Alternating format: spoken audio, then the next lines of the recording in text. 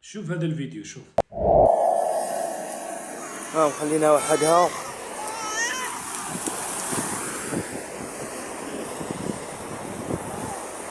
سمعت واش قالكم لقيتها مقيوسه هنايا. تسمى هذا الراجل ولا المراه اللي قاس هذه الطفله الصغيره ما عندوش عقل وما عندوش قلب خاوت العزاز وما عندوش ضمير.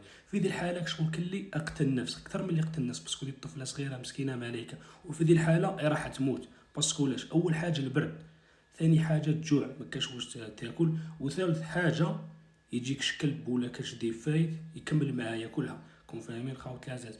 كاين ناس تزوجت عندها 10 سنين 8 سنين كل 20 سنه ما قدروش يجيبوا ذريه مساكن، يبكوا على جال الذريه، على جال طفله كيماك ولا طفل، ويجي ناس طفل كيما هكا يقيسوا.